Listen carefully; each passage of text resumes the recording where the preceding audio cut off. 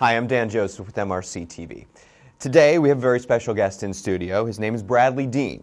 He is the founder of You Can Run But You Can't Hide Christian Ministry, and he's also the founder and host of the talk radio show Sons of Liberty.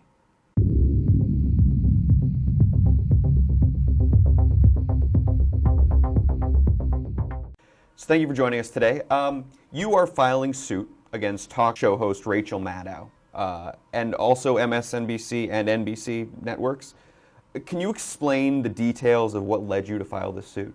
Well, I have here, just so I can give you the exact quotes, on August 9th, 2010, Rachel Maddow on MSNBC took a piece from one of my radio shows, which aired on May 15th of 2010, in which I made reference to how even Muslims oppose homosexuality under Sharia law, but at no time did I suggest that I condone the methods that radical Muslims use to enforce Sharia law, but made this analogy to prod Christians along to become more concerned about what's going on in our public school system. And again, I said Muslims were calling for the execution of homosexuals. What's interesting here, folks, is the radical Muslims who stand by these practices have yet to be called into question, which is important for the viewers to hear, for what they do advocate, what they do advocate, when in fact the radical homosexuals have never called them into account for anything that they do stand by. Our viewers know that Rachel Maddow has a liberal slant, but this is really also about journalistic ethics. So explain to us how Rachel Maddow and MSNBC took that quote and sort of mangled it into something that fit their agenda. I wasn't advocating what the Muslims were doing. First of all, it came across as a warning to the homosexual communities that the Muslims were calling for the execution of the homosexuals in America. That's a fact. There's no ifs, ands, or buts about it. My point was, it's like, hey, Christians, wake up. Look what's going on in public schools. Again, as I said earlier, it's not about me attacking any particular people. It's about me protecting our particular people that are under attack, namely our kids in public schools. So it's like, hey, Christians, get off your morals and get out there. Look what's going on. So I first brought forth a warning to the homosexuals and then told the Christians, listen, you got to get out there and do your job. But even beyond that, you contend that Ms. Maddow left out a huge chunk. She did. And I continuously reach out to the homosexual communities on this radio show, Kelly, and I warn them, listen, which ones love? You know, here you have Obama condemning it behind the backs of the homosexuals, but to their faces, he's promoting it. Because he's the one that said that he would never, no matter which way the winds go, Obama said, he is not going to condemn or go against the Muslim nation. He's also the guy that said we're no longer a Christian nation, we're a Muslim nation. You better back up. As a matter of fact, folks, we just posted a picture of Obama, and it says right over the top of his head, "In God We Trust." And I said, somebody better talk to Obama. So check that out on sonsoflibertyradio.com, sonsoflibertyradio.com. But back to the point, the homosexuals, they need to listen, see what we have. I say this to my gay friends out there, the ones that continuously nitpick everything I say in their defense and for their eternal destination. Hollywood is promoting immorality, and God of the heavens in Jesus' name is warning you to turn from the wrath to come, yet you have Muslims calling for your execution. What Rachel Maddow and MSNBC did was take a radio clip, take the two ends of that clip, omit a 1-minute piece from the center of that clip, and then bring two pieces together. Muslims are calling for the execution of homosexuals in America. They themselves are upholding the laws that are even in the Bible, the Judeo-Christian God, but they seem to be more moral than even the American Christians do, because these people are livid about enforcing their laws. They know homosexuality is an abomination. If America won't enforce the laws, God will raise up a foreign enemy to do just that. That's what you're seeing today in America. And of course, she said that I was saying it in a disingenuous way and insincere. Mr. Bradlee, with two E's, later clarified that he didn't really mean to sanction murder of gay people. He said, quote, we have never and will never call for the execution of homosexuals, which is nice. But on May 11th, this is where the real kicker started to come in as well. On May 11th, 2011, Rachel resurrects the same piece and then slanders my ministry. And on air, Rachel Maddow accused me, Congressman Michelle Bachmann, and others of being bloodthirsty and calling for the upping of the bloodshed of America's culture war, since Christians weren't doing enough to kill the gays. And this, of course, was aimed at Congressman Bachmann's presidential campaign by tying us together. Republican Congresswoman Michelle Bachmann of Minnesota, for example, will reportedly share the stage next month at a Tea Party nominating convention for president and vice president with an activist named Bradlee Dean. If the name Bradlee Dean is familiar to you from this show, it may be that you remember Bradlee Dean, like Lou Engle, calling for an upping of the bloodshed in America's culture wars.